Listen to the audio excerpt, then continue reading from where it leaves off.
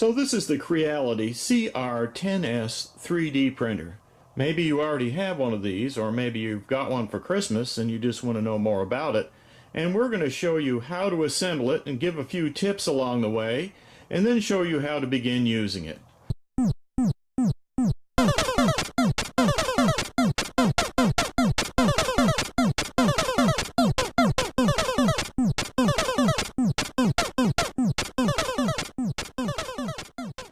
Okay, one of the important things you got to do when you first start is just flip this switch here on the power supply to the appropriate place for your country. For ours, we want it to be on 115. It came as 230, so we just flipped it over to 115. Okay, now we're working on tightening up the bed because it's kind of wobbly when you first get it. Are those two wrenches the same, or are they different? They're different. There's three, actually. Okay. One's double-ended, too. We'll find the right one. Yeah. So you tighten it until it moves. Until when you turn the wheel, it moves. Yeah, until when you turn the wheel, it moves the whole thing. That one's not quite done. Okay, so the last one needs a little more. Yeah. And now it moves the whole thing. Yeah. Yeah, and that gets the wobblies out. Yeah, that gets the wobblies out. Yep. Now we're going to flip it over. Yep. Motor goes in the back of this thing. Just an important note. Okay. It's got feet on the bottom too, you know that? Oh, yeah, that feels good. It doesn't wobble now. Yeah. Okay, so this is the back of the printer where this stepper motor is, and this is the front. And the fan for the head right here has to go towards the front. And then you just put the gantry in, and you're going to line it up with these two holes on each side, and then put the bolts. And John has the bolts in his hand right here. These are what the bolts look like right there. So there's four of those.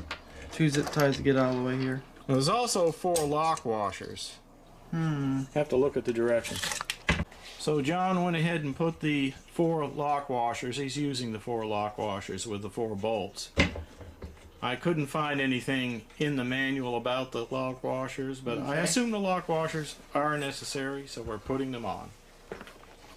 Alright, now John's going to use the provided Allen wrench to They're actually ball wrenches. So he's just going to tighten the first two bolts, and then we're going to flip it around, get the other edge underneath, or the other side over the edge of the table. Go ahead and flip it around. And we'll do the other two bolts. Got to remove more zip ties.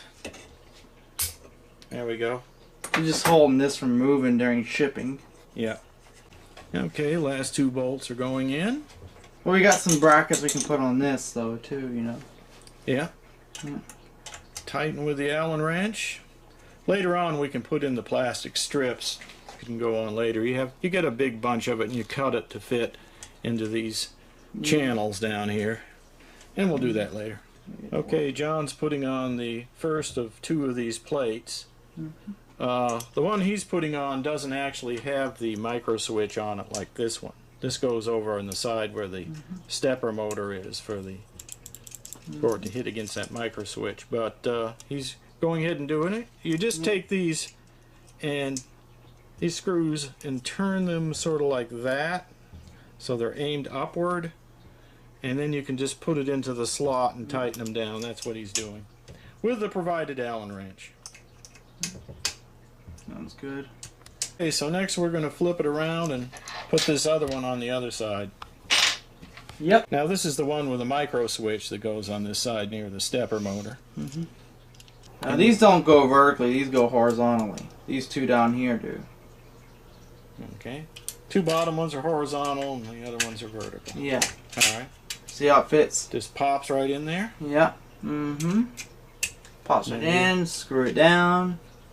Now here's how to order. Just kidding.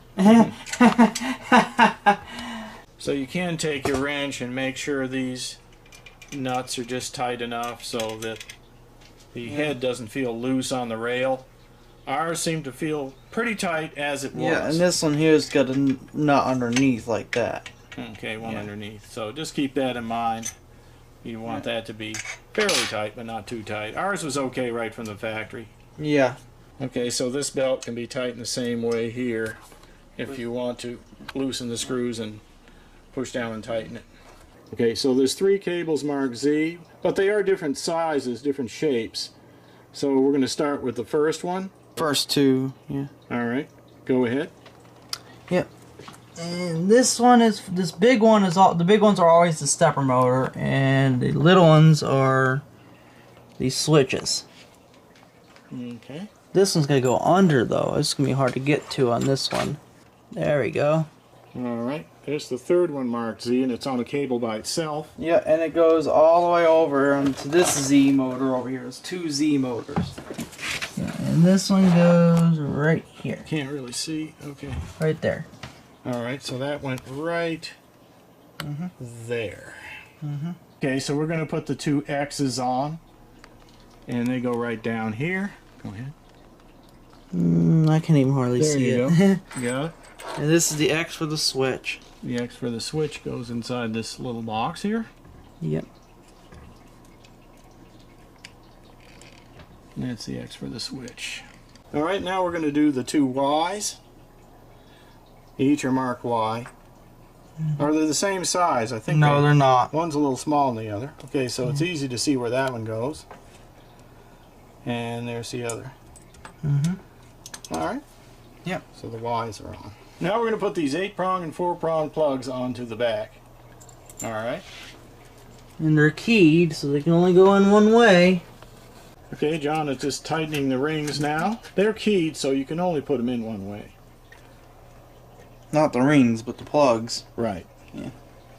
So, since this is the upgrade version, we actually have a filament sensor. Not everybody gets this because they didn't get the upgrade version.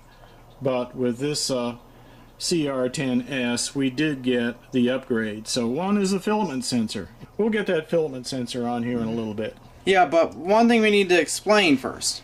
Okay. This is a filament sensor shunt. And what it's for is when you're trying to align everything up and get everything ready the first time, you want to make sure it thinks there's filament before it even runs. So that way when you're first setting it up, you don't have to worry about triggering the switch all the time to try to get it to even run. So Right. we're going to leave this on it before we plug this in when we first test it. Right. Okay. So show that. Can you give us a close-up of that shunt? Okay. So what part removes? Is this the part that removes? This whole thing up to there. Okay. See? All right. It's a little out of focus, but they get the idea. That just plugs in to shunt it. Yeah. So it fools it into thinking the filament is actually there. Yeah. Of course, you've got to remove the plastic. Here we go. Da da da. Da da da. Da da da da. Oh, so good. Da, da, dee, dee, dee, dee. Oh yeah. Oh, that was okay. Now we're gonna insert the blue strips. You gotta have the blue strips. cut them yourself. It just looks aesthetically nice if you put the blue strips in. You don't have to have them, but they just make it look better. And you can cut them with an X-Acto knife. When you get down the end, you want the length to be just right. You can just cut them with an X-Acto knife. You can leave a little extra if you want to, in case it shrinks later. But I don't think we need to though. It's going to be butted up against there. Yeah. Okay. And then we're just going to do that to all the channels. Yeah. Get all of the blue stuff in. Okay, we're starting in the middle, working to the outside. Get the length we want. Trying to pop Trim there. it with the X-Acto blade. Yeah, As long as you don't cut your finger off. Yeah. Okay, so he's already attached the filament sensor and put the cable in right here. We talked about that earlier. So that's the filament sensor. Now we're going to load some filament and try to do a print. Now John mounted the spool holder. It came with 3 of these thumb screws, so 2 thumb screws to hold the spool holder on. So we're going to be using some ABS Plus 3D filament right here. Got it from probably Amazon. It's eSun brand. He's got to re-level. He's got to do the auto level again because he's put the mat, the CC tree mat, onto the glass, stuck that onto the glass. Now they should be aligned up close enough. So the surface is now thicker and he has to go and auto calibrate there again, auto level. I'm gonna home it first, of course, just to be sure. Go ahead and home it first. That's the See, those two steppers can get out of alignment, and that's why it was too close on that side compared to this side.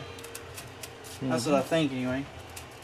Probably should go back in there and heat it up again because it's been recycled, you know. Yeah, you need a little heat to make sure it's in the right state. I'll do ABS this time. No, let's just do PLA because it won't melt that. Because the surfaces expand when you heat them, so it might be a different thickness or position. That's right.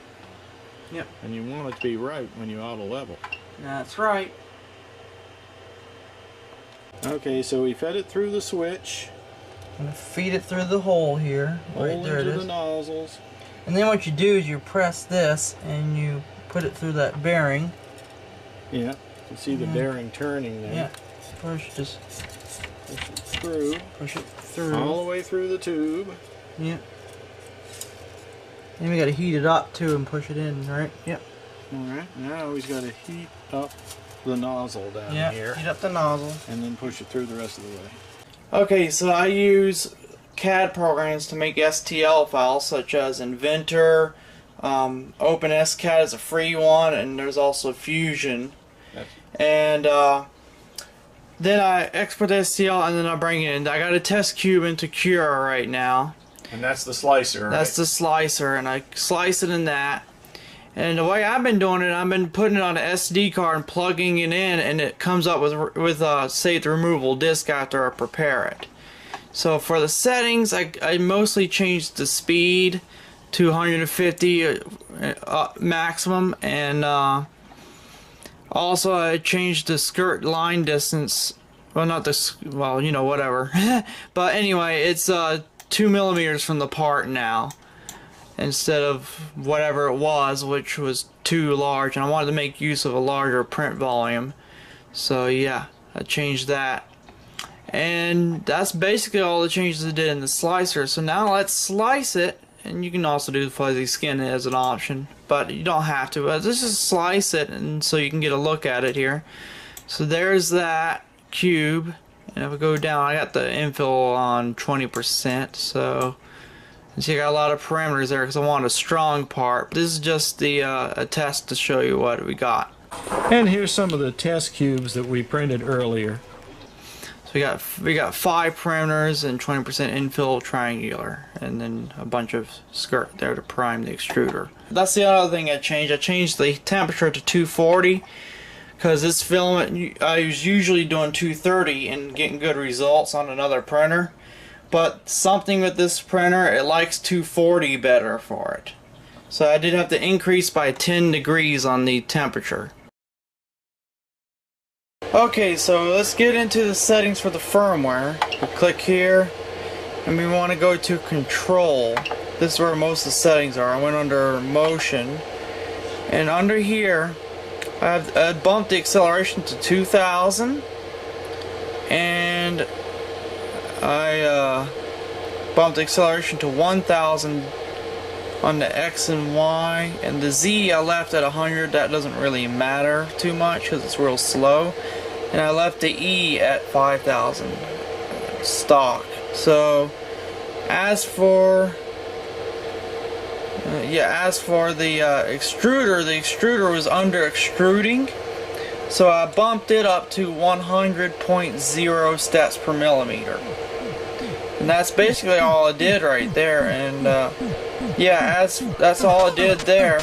And the other tune-ups I did is I added a build plate that is kind of like an imitation of the build tack, but this one here is got a rougher surface to it, and I kind of like that. It really helps it stick down. And it's stuck to the glass. It's stuck to the glass. Sticky back. So I can like unclip it like this, and take it off if I wanted to. Yeah. Anyway, I got a print ready to go for a spool holder mod for this printer. And I guess I'll just get on to that next. Okay, so the spool holder is beginning to print out right now, and while that's going on, let's talk about the USB cable here. If you want to connect your control unit to the computer via the USB cable, there is a little problem. this control unit shouldn't be getting 5 volts from the computer because it causes the display to glitch out, or sometimes you have to reboot the control unit to get connection to the computer when that 5 volts is there. So what you can do is remove this pin from this end of the USB cable, and that solves the problem. It disconnects the 5 volts, and then you can use the USB cable without any problems. Okay, there it is. The spool holder is now done, and John is going to demo how easy it is to get the part off the CC tree mat. And you can see it just very easily comes off there. Oh, careful, it's hot. Yep, but don't burn your fingers. There's one piece. Don't get caught on that. So I hope you all enjoyed the video. I hope it was helpful. If you liked it, go ahead and subscribe because we'll probably have some more content about 3D printers in the future. Thank you for watching.